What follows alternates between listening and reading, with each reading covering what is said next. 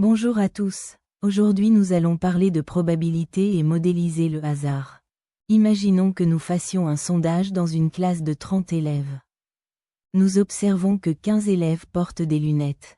Et que 12 élèves portent une montre. Mais attention, 5 de ces élèves portent à la fois des lunettes et une montre. Si on vous demande combien d'élèves portent des lunettes ou une montre, vous pourriez être tenté d'additionner 15 et 12. Mais ce faisant, nous comptons 2 fois ceux qui portent les deux. Pour y voir clair, utilisons un modèle visuel. Construisons ensemble notre premier diagramme de Venn. Voici notre univers U, le rectangle qui représente nos 30 élèves. Définissons l'événement L pour les lunettes, et l'événement M pour les montres. Voici le conseil le plus important. Commencez toujours par l'intersection, le centre. C'est ici que nous plaçons nos 5 élèves qui portent les deux. Maintenant, regardons le cercle des lunettes. Il y a 15 élèves au total. Mais attention, 5 sont déjà placés au centre. Il nous reste donc 15 moins 5, soit 10 élèves qui n'ont que des lunettes. De la même manière pour les montres. 12 élèves en tout moins les 5 du centre. Cela donne 7 élèves avec uniquement une montre. Enfin, combien d'élèves n'ont ni lunettes ni montre? On additionne ce qui est dans les cercles. 10 plus 5 plus 7 égale 22. Sur nos 30 élèves de la classe, il en reste donc 8 qui se placent à l'extérieur des cercles.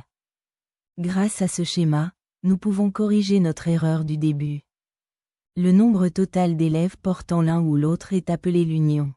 Pour en calculer le cardinal sans faire d'erreur, on prend le nombre d'éléments du premier cercle. On y ajoute le nombre d'éléments du deuxième cercle. Puis, comme on a compté le centre 2 fois, on soustrait l'intersection. Ainsi, 15 plus 12 font 27. On retire les 5 de l'intersection. On trouve bien nos 22 élèves. Le diagramme de Venn clarifie la situation.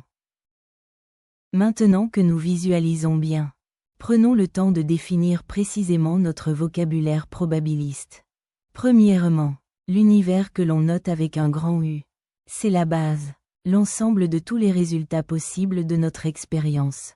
Ici, ce sont nos 30 élèves. Deuxièmement, un événement. C'est une condition particulière qu'on observe.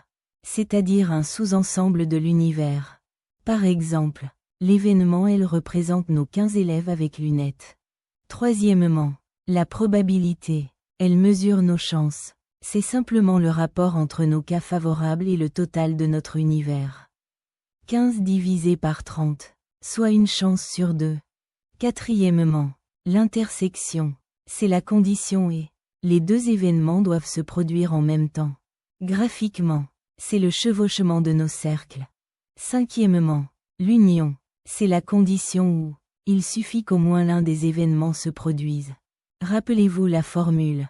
On soustrait l'intersection pour ne pas la compter en double. Enfin, l'événement complémentaire. C'est l'opposé. C'est quand l'événement ne se produit pas. Sa probabilité est de 1 moins la probabilité de l'événement initial. Pour terminer ce cours en beauté, mettons cela en pratique avec un petit ticket de sortie. Prenez un brouillon. Dans une classe de 30 élèves, 18 étudient la biologie, 12 l'économie, et 5 étudient les deux. Votre mission. Quelle est la probabilité de choisir au hasard un élève n'étudiant ni la biologie, ni l'économie? Passons à la correction. On schématise la situation. 5 élèves au centre. Il en reste donc 13 pour la biologie uniquement. Et 7 pour l'économie.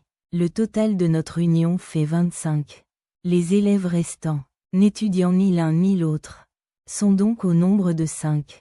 La probabilité recherchée est donc de 5 cas favorables divisé par les 30 cas possibles de notre univers, soit une chance sur 6. Bravo à tous et à bientôt.